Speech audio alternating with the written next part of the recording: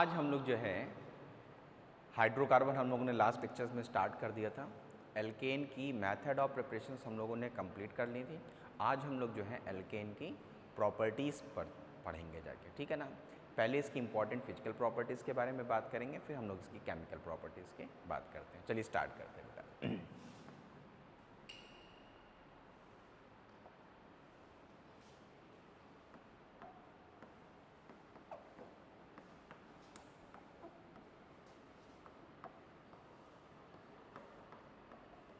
जिनके बारे में हम लोग देखेंगे जाके, ठीक है ना।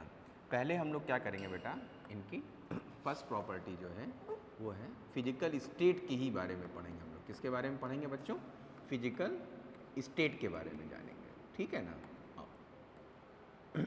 फिजिकल स्टेट में क्या है, ऑर्गेनिक कंपाउंड्स जो होते हैं जाके, ये इनमें वीक फोर्सेस पाए जाते हैं। और वीक फोर्सेस कौन सी नेचर के होते हैं? वंडरवाल फोर्सेस होते हैं जाके बेटा।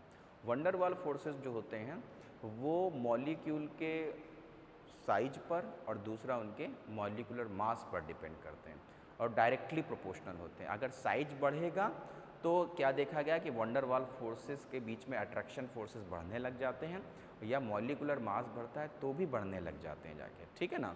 तो यहाँ पर हम लोग क्या देखेंगे, फिजिकल स्टेट इस बेसिस पे देखा जाए तो क्या है कि C1 से लेके C4 तक, C1 से लेके C4 तक बच्चों जितने भी एल्केन्स होंगे वो सभी कैसे होंगे जाके, वो गैसीय स्टेट में पाए जाएंगे,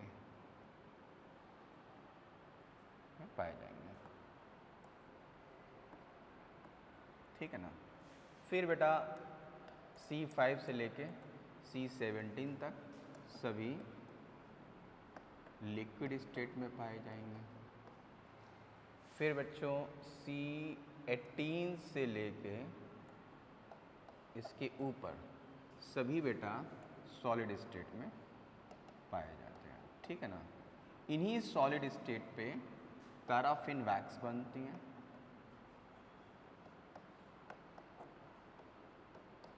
पेट्रोल, डीजल, ये सभी लिक्विड स्टेट में आ जाते हैं जाके, ठीक है ना। पेट्रोल, डीजल और जो एलपीजी है, सीएनजी है, ये सब C1 से C4 की कैटेगरी में चले जाते हैं जाके, ठीक है ना। तो ये हमारे पास इनकी फिजिकल स्टेट के बारे में हो गया जाके।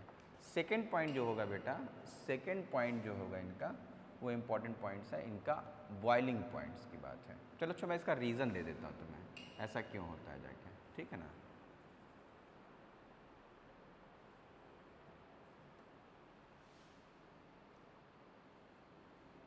इन organic compound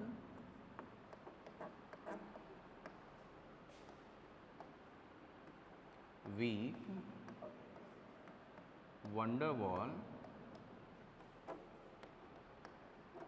forces present, ठीक। van der Waal forces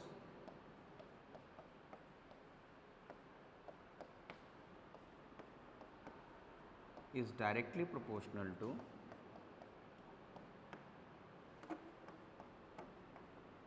molecular mass of molecule and directly proportional to size of atom or molecule, ठीक है ना। वंडरवाल फोर्सेस जो बेटा होते हैं वो इन पे डिपेंड करते हैं, इनके डायरेक्टली प्रोपोर्शनल होते हैं, ठीक। वंडरवाल फोर्सेस क्या होंगे, अब आप देखें C1 से C4 तक जैसे जैसे मैं नीचे आता चला जा रहा हूँ, मॉलिक्यूलर मास बढ़ता जा रहा है और मॉलिक्यूल का शेप भी बढ़ता जा रहा है, साइज भी बढ़ता जा रहा है जाके, इसलिए इनमें वंडरवाल फोर्सेस क्या होते जा रहे हैं, स्ट्रांग होते जा रहे हैं।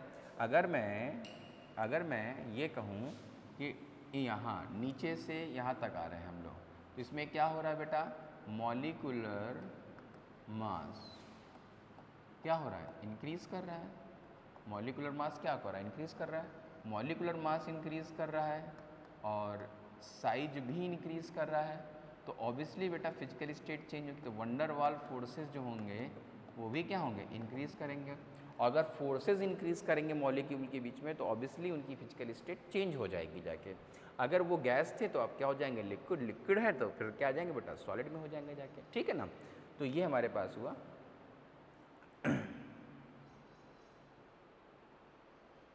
ठीक। नेक्स्ट हमारे पास जो आती है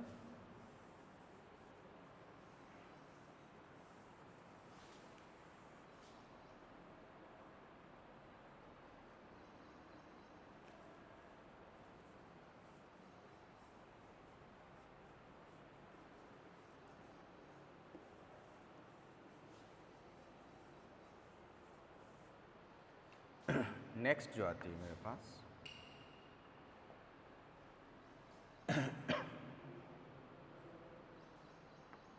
नेक्स्ट प्रॉपर्टी, फिजिकल प्रॉपर्टीज़ के बाद नेक्स्ट हम लोग डालेंगे सेकेंड प्रॉपर्टीज़ है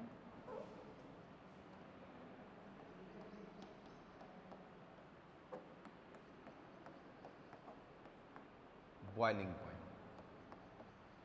बॉइलिंग पॉइंट जो होगा बेटा, बॉइलिंग पॉइंट जो होते हैं वो directly proportional to van der Waals forces. और वंडर वाल फोर्सेस किसके डिपेंड करते हैं, अगेन किसके होंगे, मॉलिक्यूलर मास पर डिपेंड करेंगे। और किसके होंगे बेटा, डायरेक्टली प्रोपोर्शनल टू साइज के होंगे। ये हम लोगों ने अभी देखा जाके, ठीक है ना। तो यहाँ पर भी क्या हो गया, वंडर वाल फोर्सेस हो गए जाके, ठीक है ना। अब क्या बताना, C1 से C4 तक गैस है, ऑब्वियसली इनका बॉइलिंग पॉइंट बहुत कम है रूम टेम्परेचर पर। जो लिक्विड है उनका सॉलिड से कम है, और जो सॉलिड है वो भी सॉलिड जो होते हैं वो भी थोड़ा चेंज हो जाते हैं जाके इनके में, ठीक है ना। और ये सॉलिड जो होते हैं, एक चीज़ और बताएं, ये सॉलिड जो होते हैं ना हार्ड नहीं होते हैं, सॉफ्ट सॉलिड होते हैं। आपने देखा होगा मोम जो है, वैक्स है, कितना हार्ड होता है और आप आसानी से उस कैंडल को तोड़ लेते हैं। तो ये क्या है, इसकी हार्डनेस बहुत कम होती है, सॉफ्ट सॉलिड होते हैं ये, ठीक है ना। तो ये बॉइलिंग पॉइंट्स के बारे में हो गया जाके कि वंडर वाल फोर्सेस। तो हमारे पास जैसे क्या होगा कि अगर मैं लिखूँ एग्ज़ाम्पल में, अगर मैं एग्ज़ाम्पल लिखूँ तो जैसे मेरे पास बेटा N ब्यूटेन, N पेंटेन और N हेक्सेन, इनको अगर ऑर्डर में अरेंज करना है तो क्या होगा, ये ऑर्डर हो, क्योंकि बॉइलिंग पॉइंट्स बढ़ता जा रहा है, ठीक है ना। ये हमारे पास फर्स्ट पॉइंट हुआ इसका। सेकंड पॉइंट्स क्या हुआ बच्चों, सेकंड पॉइंट्स की बात करेंगे जाके कि फॉर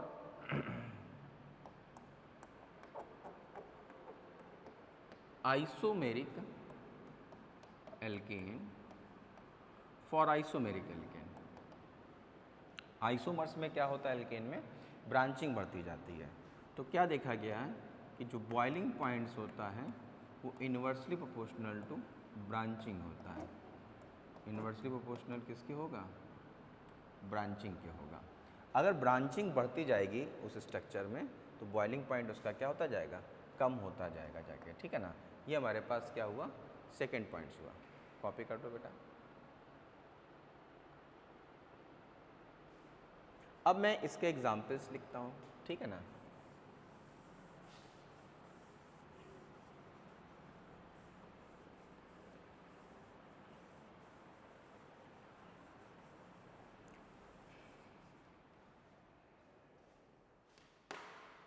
वेट बेटा,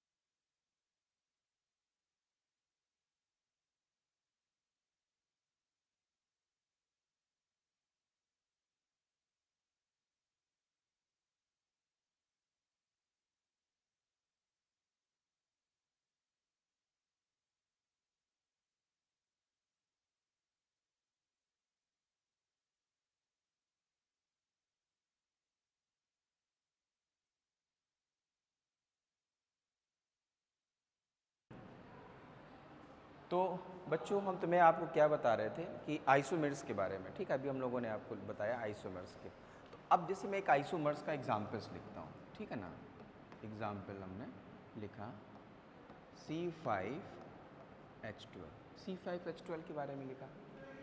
अब C5H12 के बारे में इसके हम स्ट्रक्चर्स ड्रॉ करते हैं, ठीक है ना। देखो बेटा कौन सा स्ट्रक्चर, एक स्ट्रक्चर इसका क्या बन सकता है, CH3 CH2 CH2 CH2 and CH3।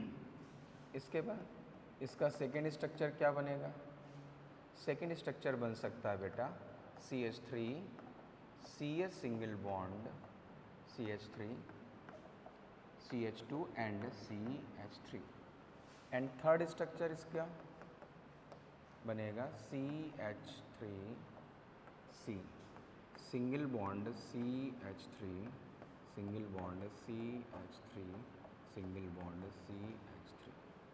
ये होगा इसका नाम होगा N पेंटेन, इसका नाम होगा आइसोपेंटेन और इसका नाम होगा नियोपेंटेन, ठीक।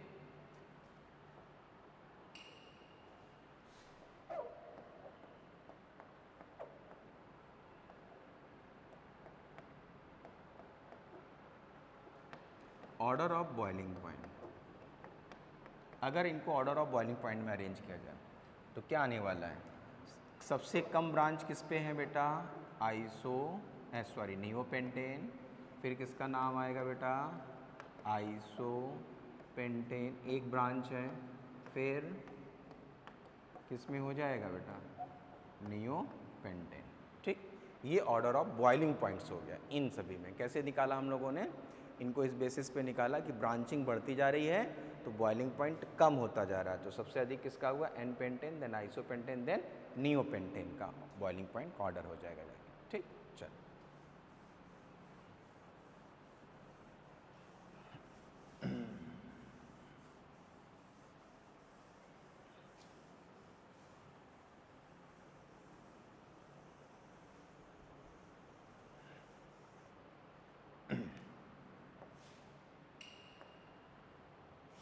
नेक्स्ट सेक्शन आता है बेटा, इम्पॉर्टेंट आता है, हम लोग बात करने जा रहे हैं केमिकल प्रॉपर्टीज़ की। केमिकल प्रॉपर्टीज़ की बात करने जा रहे हैं हम। अगर केमिकल प्रॉपर्टीज़ की बात करेंगे बेटा, इसमें सबसे इम्पॉर्टेंट जो रिएक्शंस है उसके अगर हम बात करते हैं तो मेरे पास आती सबसे इम्पॉर्टेंट रिएक्शंस है हैलोजिनेशन। हैलोजिनेशन बहुत इंपॉर्टेंट रिएक्शंस हैं। फर्स्ट रिएक्शन स्टार्ट हो रही है हैलोजिनेशंस, इसी के बारे में सबसे अधिक हमें पढ़ना होता है।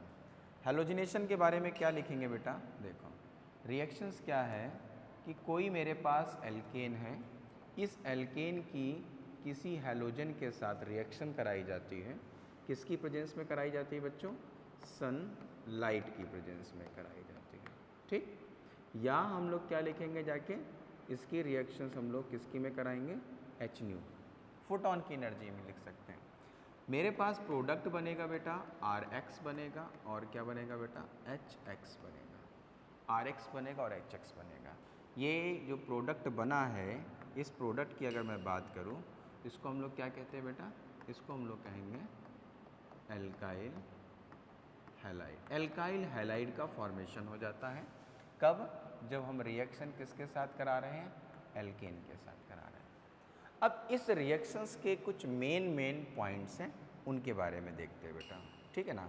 बड़े इंपॉर्टेंट पॉइंट्स हैं, उनके बारे में डिस्कस करते हैं। देखो पहली बात, अगर मैं रिएक्टिविटी का ऑर्डर बात करूं बेटा, अगर मैं इनकी रिएक्टिविटी का ऑर्डर बात करूं तो रिएक्टिविटी दो की है, एक तो हम इसकी बात करेंगे और एक इसकी बात करेंगे। पहले हम लोग हैलोजन की बारे में बात करते हैं। तो हैलोजन में बेटा क्या होगा कि फ्लोरीन की रिएक्टिविटी सबसे अधिक होती है, उसके बाद क्लोरीन मॉलिक्यूल की रिएक्टिविटी है, उसके बाद बेटा ब्रोमीन मॉलिक्यूल की रिएक्टिविटी और उसके बाद बेटा क्या आयोडीन की रिएक्टिविटी है, ऑर्डर ऑफ रिएक्टिविटी बेटा, ठीक। सिमिलरली अगर हम बात करते हैं RH में, तो RH की अगर हम बात करते हैं तो बेटा अगर जो 3 डिग्री हाइड्रोजन होता है उसकी रिएक्टिविटी 2 डिग्री हाइड्रोजन से अधिक होती है और 2 डिग्री हाइड्रोजन वाले कार्बन की 1 डिग्री से अधिक होती है और लास्ट में बेटा नंबर आता है मीथेन का नंबर आता है जाके, ठीक है। ये रिएक्शंस हो गई। अब ये तो मेन पॉइंट, दूसरी रिएक्शंस क्या होगी बेटा, यहाँ पर ये रिएक्शन कैसी होगी बेटा, ये होगी फ्री रेडिकल सब्स्टिट्यूशन,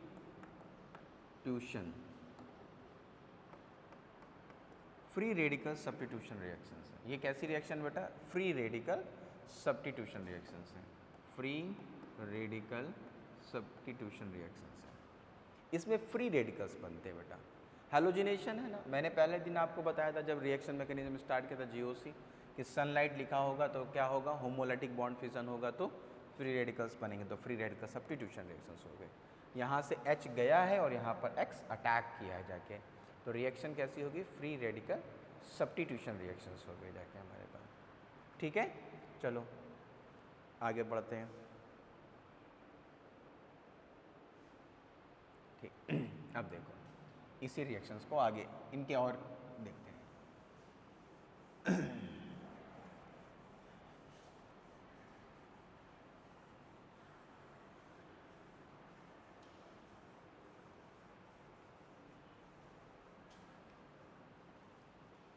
ठीक,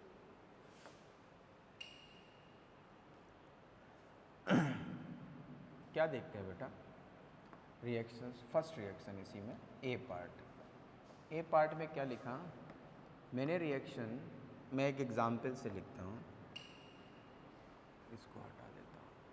मैंने रिएक्शंस कराई बेटा मीथेन के साथ फ्लोरीन की रिएक्शंस, ठीक है ना।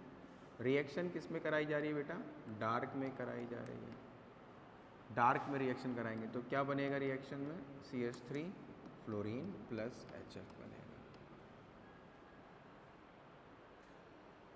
अगर मैं सनलाइट में ये रिएक्शन कराता तो रिएक्शन कैसी हो जाती है, एक्सप्लोसिव नेचर की है, वायलेंटली रिएक्ट करती है, विस्फोट हो सकता है, ठीक है ना। इसलिए रिएक्शंस को डार्क में, क्योंकि फ्लोरीन की रिएक्टिविटी बहुत अधिक होती है तो वहाँ पे लाइट की रिक्वायरमेंट ही नहीं है, रिएक्शन डार्क में भी हो जाती है, इसलिए हम लोग यहाँ पे डार्क लिखते हैं, ठीक है ना, ध्यान रखना, इसलिए मैं लिख रहा हूँ, ठीक।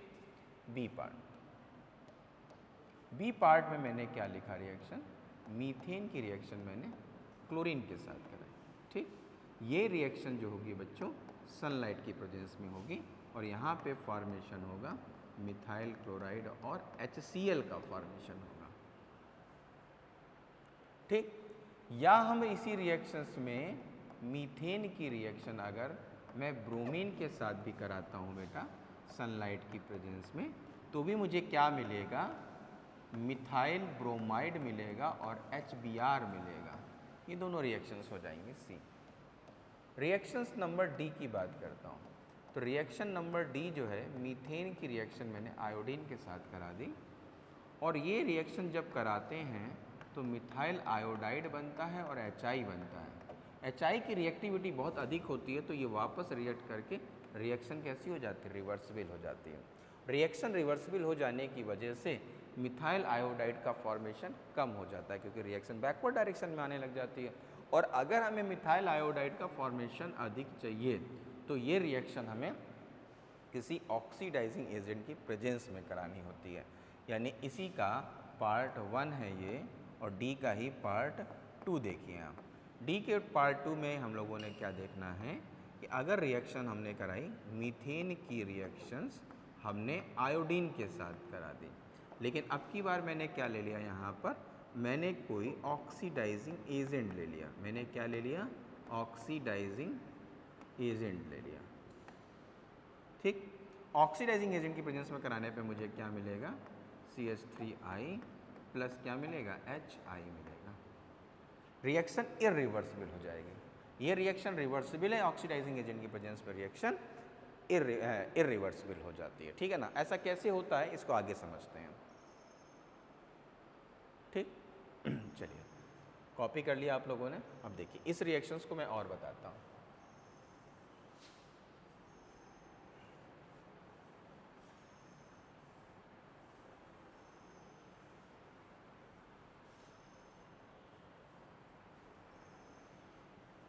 ठीक देखो, अगर हमारे पास रिएक्शन मीथेन की रिएक्शन आयोडीन के साथ है, ऑक्सीडाइजिंग एजेंट जो हो, ऑक्सीडाइजिंग एजेंट क्या हो सकता है बेटा, HiO3 या HNO3।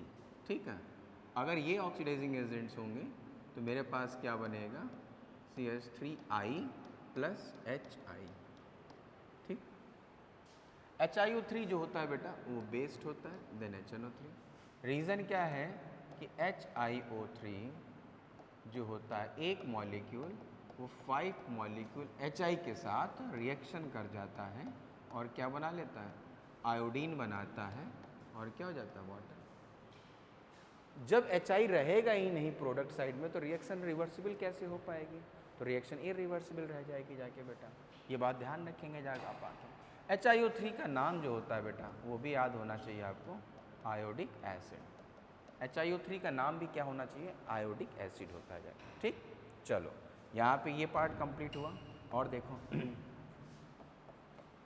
अब कंडीशंस है, जैसे मैंने मीथेन की रिएक्शन बेटा क्लोरीन के साथ कराई, किसकी प्रेजेंस में करा रहे हैं हम लोग, सनलाइट की प्रेजेंस में करा रहे हैं। और यहाँ पर हमारे पास मीथेन जो है वो एक्सेस पे है। अगर मीथेन एक्सेस पे है बच्चों तो क्या बनेगा, CH3Cl प्लस क्या बनेगा, HCl। लेकिन अगर रिएक्शंस में मीथेन एक्सेस पे नहीं है बल्कि क्लोरीन एक्सेस में है तो क्या होगा, सनलाइट की प्रेजेंस में रिएक्शन होगी CH3Cl प्लस क्या होगा, HCl बनेगा। क्योंकि क्लोरीन एक्सेस में है बेटा तो फिर क्लोरीन रिएक्शन कर जाएगा, क्या निकल जाएगा, HCl निकलेगा। ठीक है ना, तो यहाँ पे क्या बन जाएगा, CH2Cl2 प्लस HCl। ये तब तक रिएक्शन होती रहेगी क्लोरीन के साथ जब तक कि सारे हाइड्रोजन रिप्लेस नहीं हो जाते। तो ये क्या बन जाएगा, CHCl3 प्लस क्या हो गया, HCl। फिर आगे ऊपर लिख देता हूँ, फिर रिएक्शन किसके साथ है, क्लोरीन के साथ, तो ये क्या बन गया, CCl4 प्लस HCl। यहाँ पर आपने देखा कि ये सारी रिएक्शंस यहाँ पे बनने लगी। ठीक, अब इस वाले रिएक्शन का नाम, इस वाले प्रोडक्ट का नाम है बेटा मिथाइल क्लोराइड। इसका नाम है बच्चों मिथाइलिन क्लोराइड। इसका नाम है बच्चों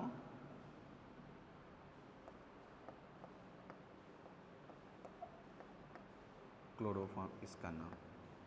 और इसका नाम है बच्चों कार्बन टेट्रा क्लोराइड। तो ये सब बन गए। अगर मेरे पास क्लोरीन जो है एक्सेस पे है, अगर क्लोरीन एक्सेस पर है तो क्या बनेगा बेटा, final product carbon tetra chloride. और अगर मीथेन एक्सेस पर है तो क्या बना बेटा, तो ये प्रोडक्ट हमें मिथाइल क्लोराइड जो होगा मेन प्रोडक्ट होगा जाके। तो ये भी कुछ पॉइंट्स हैं, एक्सेस पे कौन है, इस पे भी रिएक्शंस हो गई।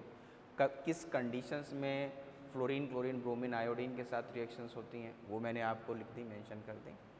अब इस रिएक्शंस का मैकेनिज़्म पार्ट बचा हुआ है। ठीक है ना, अब हम लोग मैकेनिज़्म पार्ट पर मूव करते हैं।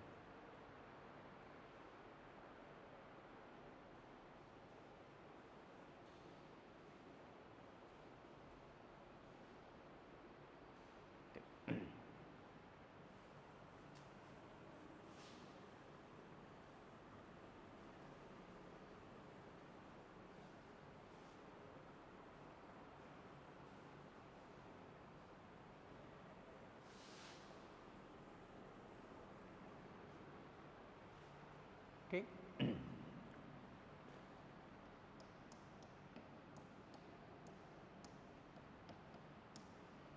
मैकेनिज्म, अगर मैकेनिज्म में जाते हैं हम लोग तो देखो रिएक्शंस 3 स्टेप पर कंप्लीट होती है। रिएक्शन जो है वो 3 स्टेप पे कंप्लीट होती है। फर्स्ट स्टेप जो होती है बेटा वो होती है initiation, initiation step. Second step जो होती है वो होती है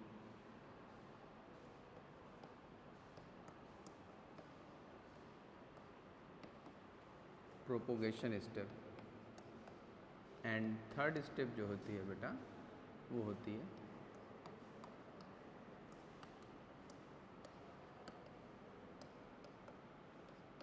टर्मिनेशन स्टेप। तो initiation step, propagation step and termination step, इन तीनों की हम लोगों ने बात करनी है, ठीक है ना। पहले हम लोग जो है बेटा स्टार्टिंग जो करेंगे जाके वो करेंगे जाके बेटा इनिशिएशन स्टेप से।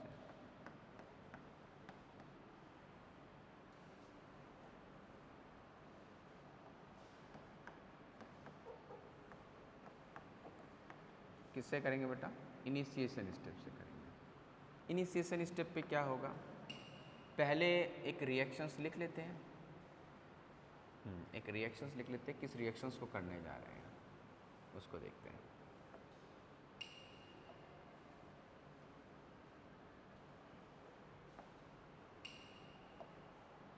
रिएक्शन हम लोग पढ़ने जा रहे हैं, मीथेन की रिएक्शन क्लोरीन के साथ करेंगे, ठीक है ना, सनलाइट की प्रेजेंस में। प्रोडक्ट क्या बनेगा, methyl chloride plus HCl plus CH3CH3 by product.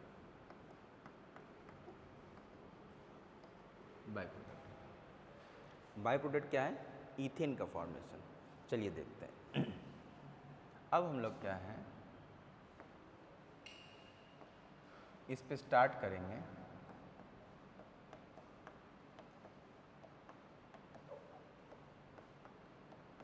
Initiation step की बात करेंगे। इनिशिएशन स्टेप पर हम लोग क्या देखेंगे कि सबसे पहले जो होता है बेटा क्लोरीन क्लोरीन का बॉन्ड टूटता है, किसकी प्रेजेंस में, सनलाइट की प्रेजेंस में, और 2 क्लोरीन फ्री रेडिकल्स बन जाते हैं। ये क्या बन गए, फ्री रेडिकल्स बन गए। ये क्या बन गए, फ्री रेडिकल्स। ये फर्स्ट स्टेप है, इनिशिएशन स्टेप होती है, ठीक है ना। ये कौन सी होगी, फर्स्ट स्टेप होगी। सेकेंड स्टेप देखेंगे बेटा, सेकेंड स्टेप जो है उसको हम लोग क्या कहते हैं, इलॉन्गेशन स्टेप या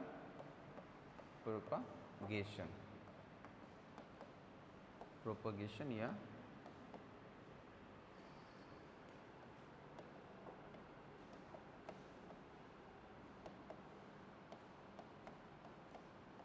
इलॉन्गेशन स्टेप। अब इस पे क्या होता है ध्यान दीजिए, अगर हम इसकी बात करते हैं तो क्या होगा कि हमारे पास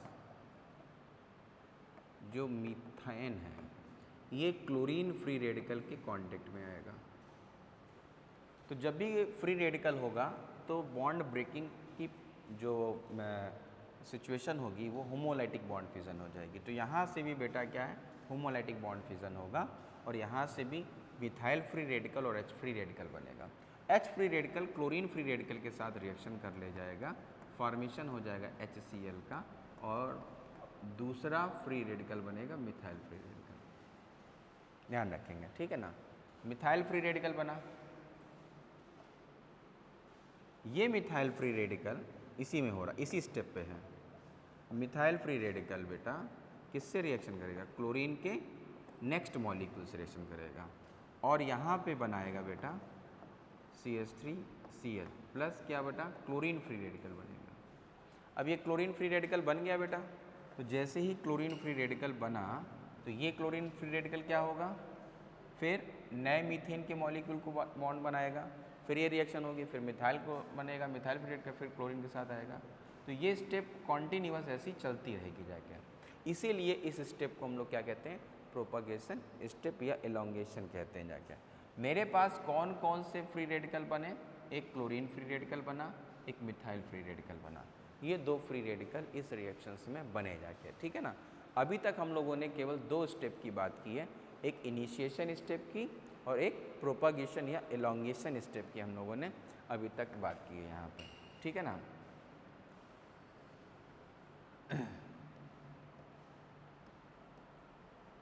इन दोनों की हम लोगों ने अभी तक बात की है, ठीक।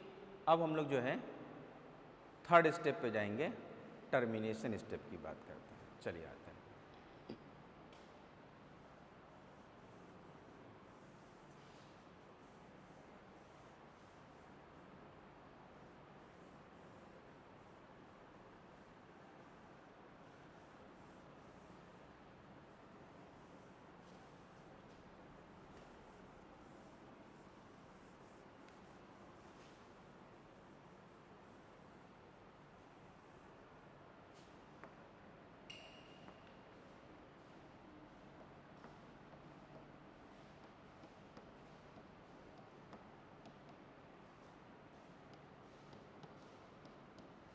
Termination step,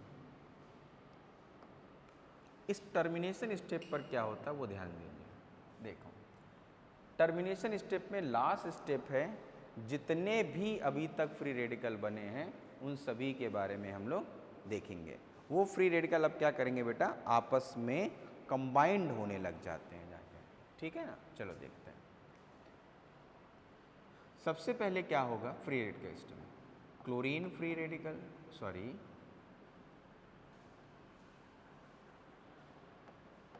chlorine free radical और क्लोरीन फ्री रेडिकल पॉसिबिलिटी की बात कर रहे हैं, आपस में कंबाइन करके जुड़ गए जाके, तो क्या बना, क्लोरीन मॉलिक्यूल, ठीक है, कोई बात नहीं, अच्छी बात है। और क्या हो सकता है बच्चों, मिथाइल फ्री रेडिकल और क्लोरीन फ्री रेडिकल जब कंबाइन करने लगे आपस में तो फॉर्मेशन किसका हो जाएगा, मिथाइल क्लोराइड। ये प्रोडक्ट हो गया और ये रिएक्टेंट हो गया, अच्छी बात है। ये दोनों तो हमें पहले भी मिल चुके, लेकिन टर्मिनेशन स्टेप में क्या होगा, वहाँ पे क्लोरीन तो फॉर्मेशन नहीं हुआ था, लेकिन यहाँ पे क्लोरीन का फॉर्मेशन हो रहा है मिथाइल। अब लेकिन ये फ्री रेडिकल आपस में मिल रहे हैं, तो फ्री रेडिकल ऐसा भी तो हो सकता है बेटा कि मिथाइल फ्री रेडिकल के साथ ही जुड़ जाए।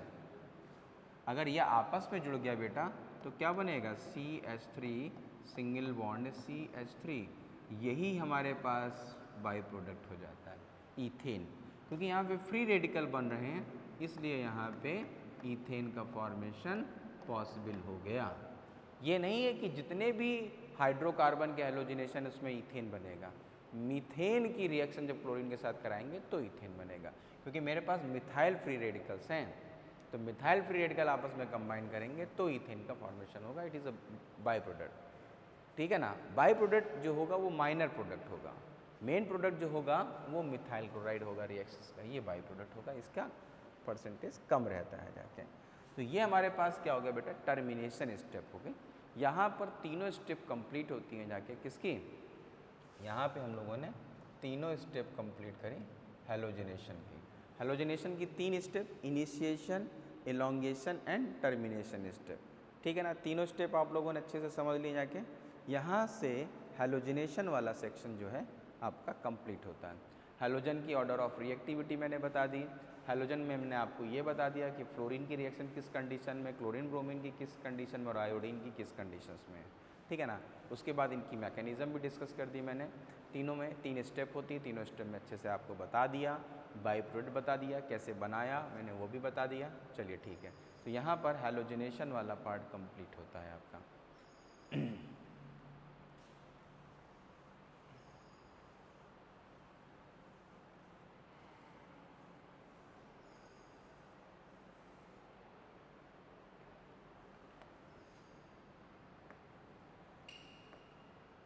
नेक्स्ट आती है रिएक्शन बेटा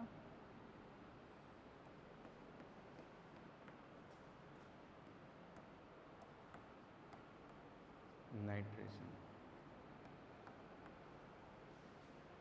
अगर मैं नाइट्रेशन की बात करता हूँ तो उसको देखता हूँ।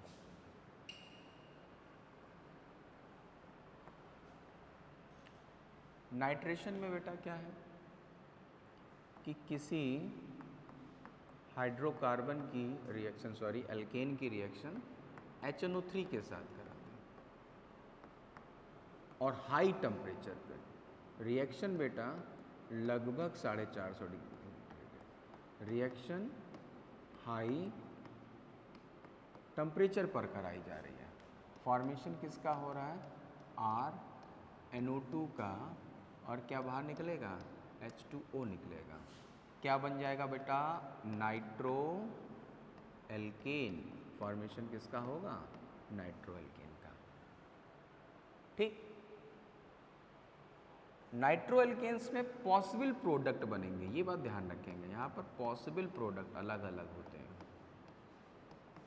पॉसिबल प्रोडक्ट्स बनते हैं। चलिए देखते हैं। एक एग्जाम्पल से मैं समझने की कोशिश करता हूँ यहाँ पे, ठीक है ना। देखो, मैंने एक एग्जाम्पल लिया बेटा, CH3 CH2 CH3, ठीक। ईथेन की रिएक्शन मैंने कंसंट्रेटेड HNO3 के साथ करा दी। टेम्परेचर लगभग 450 डिग्री सेंटीग्रेड रखा। C का मतलब होता है बेटा कंसंट्रेटेड।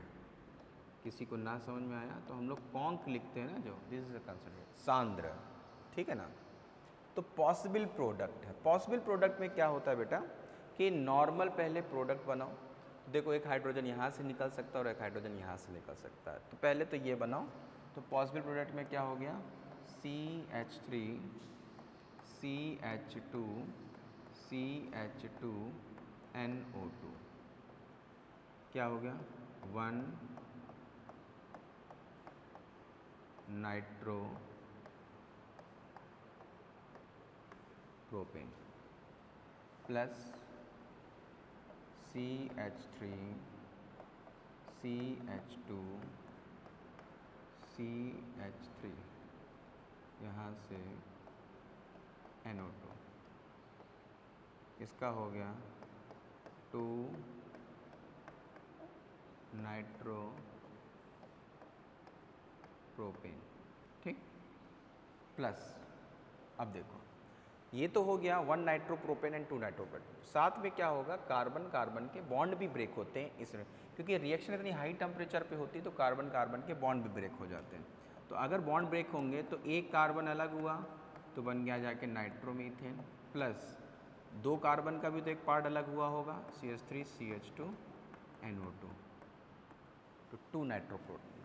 तो मेरे पास अगर मैं देखूं तो मेरे पास यहाँ पर कितने आ गए? एक बेटा ये आ गया 1, एक प्रोडक्ट ये आ गया 2, एक प्रोडक्ट ये आ गया 3, और एक प्रोडक्ट ये आ गया 4। टोटल कितने प्रोडक्ट बन गए जाके? Nitro product. 4 nitro product possible हैं नाइट्रेशन में, ठीक है ना। नाइट्रेशन होता कब है? जब एल्केन की रिएक्शन कॉन्क HNO3 के साथ करा देते हैं। कॉन्क HNO3 के साथ कराते हैं हाई टेम्परेचर पर, लगभग 450 डिग्री सेंटीग्रेड पर, और ऐसी सिचुएशंस पे जितने भी हाइड्रोकार्बन होंगे सभी गैसियस फेज पर होंगे, वेपर फेज पे होंगे। तो एक स्टेटमेंट लिख दिया जाता है कि reaction take place in vapour phase. अरे तो भैया 450 डिग्री सेंटीग्रेड में आप कैंडल भी रखोगे तो वो भी वेपराइज्ड हो जाएगी, तो उस कंडीशंस में रखा जा रहा। तो वो लिखे या ना लिखे, लेकिन इसलिए लिख दिया जाता है कि बच्चे जो होते हैं कि वो अभी इन चीज़ों को इतना सोच नहीं पाते, तो हम लोग इसको लिख देते हैं। रिएक्शंस टेक्स प्लेस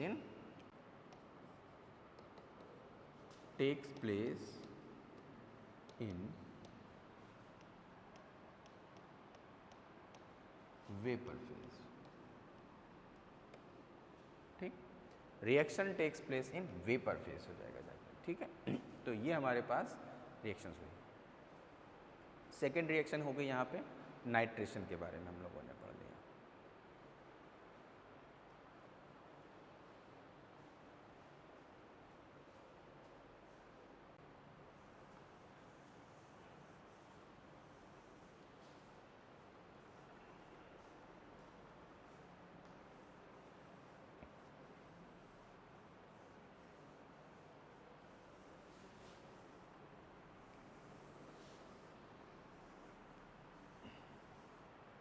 ठीक,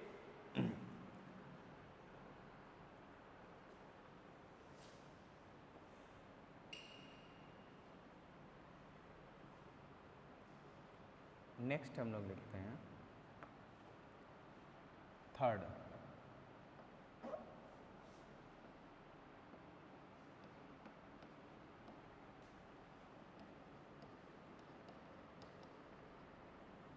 सल्फोनेशन। सल्फोनेशन सल्फोनेशन में हम C6H14 की रिएक्शन को H2SO4 के साथ करा देते हैं तो मुझे क्या मिलने लगेगा? C6H14 तो क्या बनेगा? C6H13HSO4 प्लस क्या हो गया? वाटर बन गया। ठीक है ना?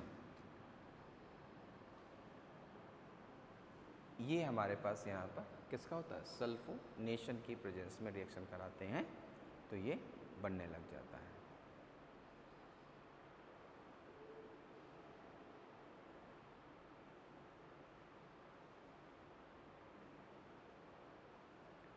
फोर्थ रिएक्शन आती है बेटा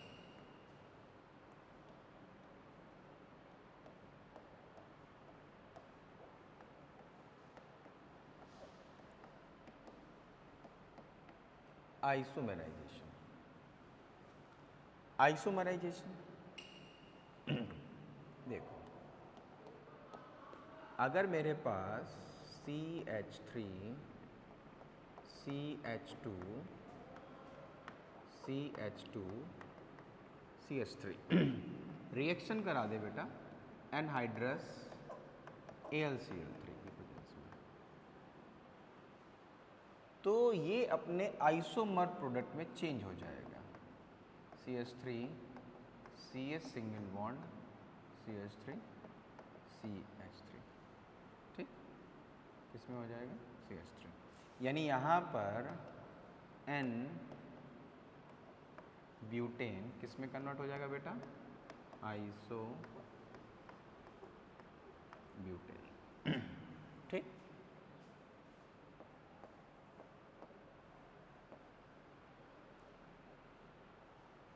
और एक एग्जाम्पल लिखना हो तो उसको लिख लीजिए।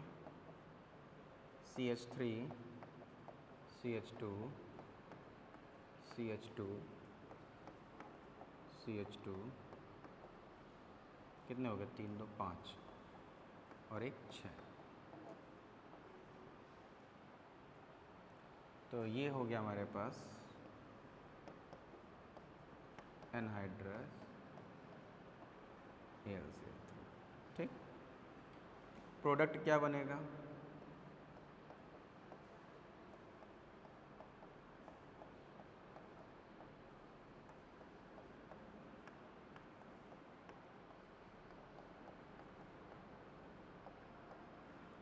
टू मिथाइल पेंटेन और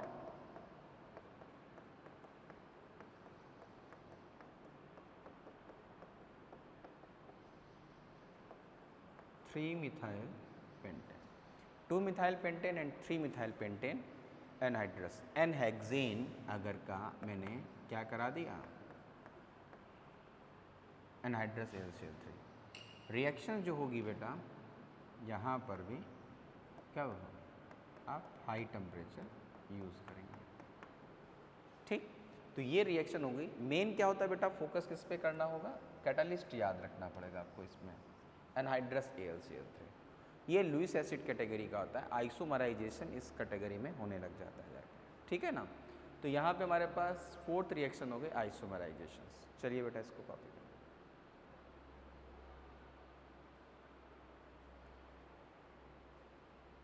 ठीक चलो फिफ्थ रिएक्शन आते हैं।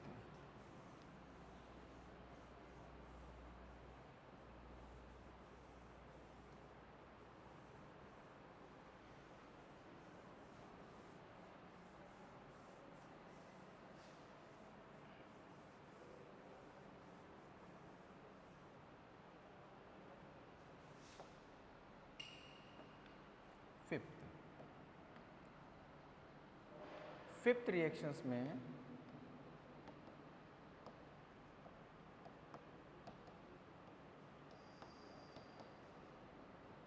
एरोमेटाइजेशन।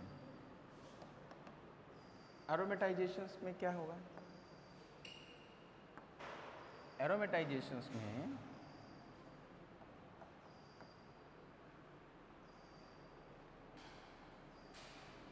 एरोमेटिक कंपाउंड्स का फॉर्मेशन होगा। CH3, CH2, CH2, CH2, CH2 and CH3। मैंने लिख दिया है कुछ इस तरह से घुमा के, एक्चुअल में लेकिन ये स्ट्रेट चेन है और ये है एन हेक्सेन, ठीक है ना।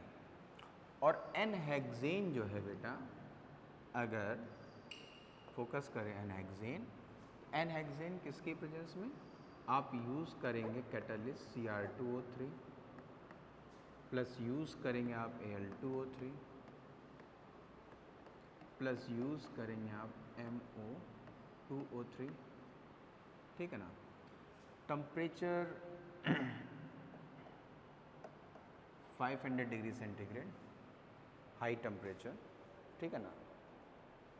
आइसोमराइजेशन जो होता है वो 300 डिग्री सेंटीग्रेड पर होता है। आइसोमराइजेशन जो होता है वो 300 डिग्री सेंटीग्रेड पे।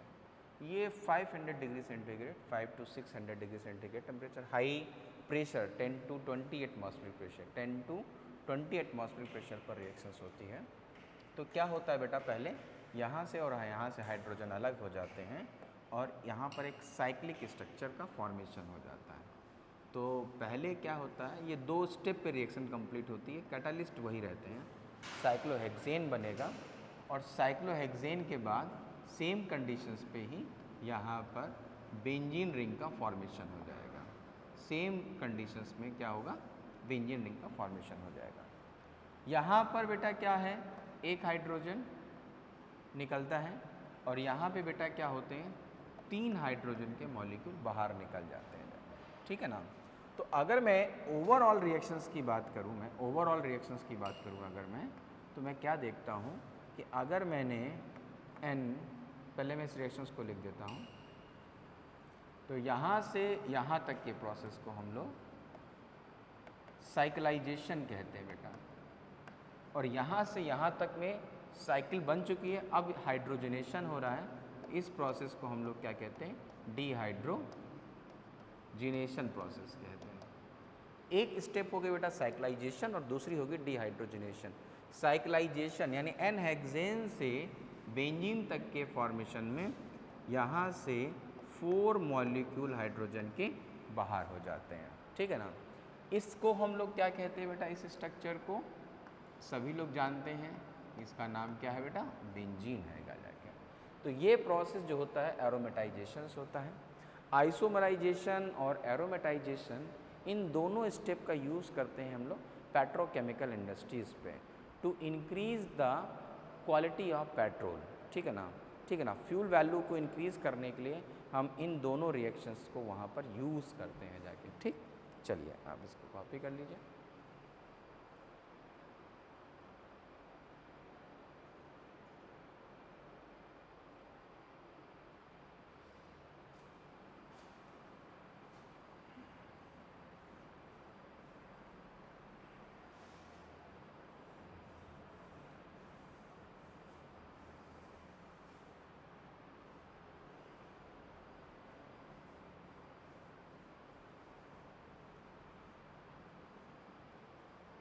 ठीक, एरोमेटाइजेशंस के बाद नेक्स्ट आता है बेटा 6 नंबर पे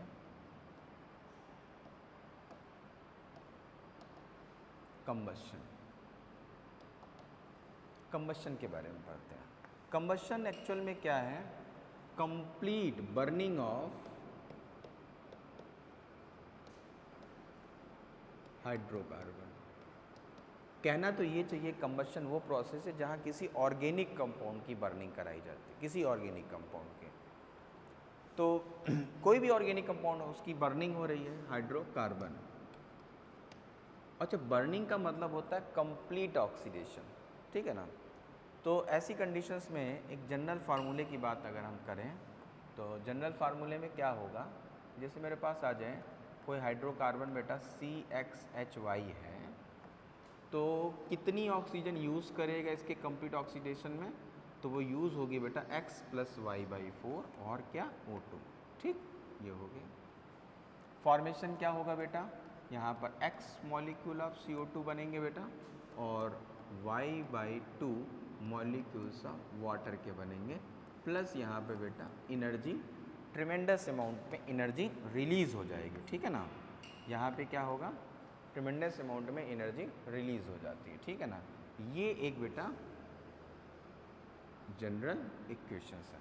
ठीक है ना, अब यहाँ पर हम ये जनरल हाइड्रोकार्बन के लिए, केवल एल्केन के लिए नहीं है, ये हाइड्रोकार्बन के लिए है। ठीक है ना, अगर मैं इसके एग्जाम्पल्स यहाँ पे लिखता हूँ, फर्स्ट एग्जाम्पल, मैंने कोई एल्केन ले लिया बेटा, मैंने एल्केन ले लिया C3H8 मान लिया, C3H8 कोई एल्केन है और इसमें कितनी ऑक्सीजन यूज़ होगी, तो आपने यहाँ पे 3 रखा, 3 + 8/4 क्या हो गया O2।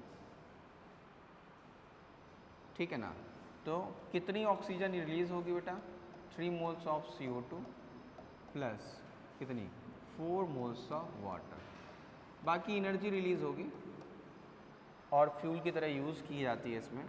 ठीक है ना, तो आप क्या देखेंगे, ये कैंसिल हो गया 2, तो ये वैल्यू कितनी हो गई जाके 5 हो गई, 5 O2।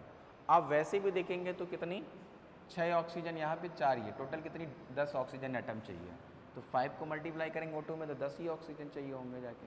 ठीक है ना, और देखो एग्जाम्पल्स, देखो बेटा इसमें और एग्जाम्पल्स की बात करें, एग्जाम्पल नंबर 2, एग्जाम्पल नंबर 2 में देखें, ये मैंने ये क्या लिया था, मैंने बेटा प्रोपेन लिया था, ये क्या लिया था प्रोपेन। अब मैं कोई ब्यूटीन ले लेता हूँ C4H8, ये क्या है एल्कीन है और इसमें ऑक्सीजन कितनी चाहिए होगी 4 + 8/4 O2। ऑक्सीजन कितनी चाहिए बेटा 4 मोल ऑफ CO2 निकल रही है और 4 मोल ऑफ वाटर भी रिलीज़ हो रहे हैं और एनर्जी जा रही है यहाँ पे।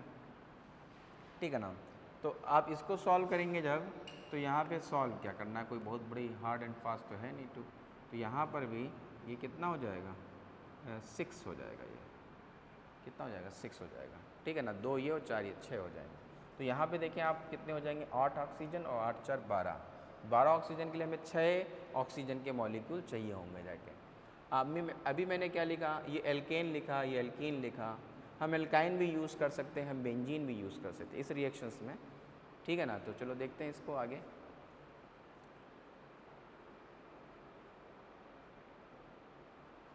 ठीक, तो यहाँ पे हम लोगों ने क्या किया, ये कंबशन प्रोसेस के बारे में डिस्कस कर लिया जाके। चलो आगे आते हैं।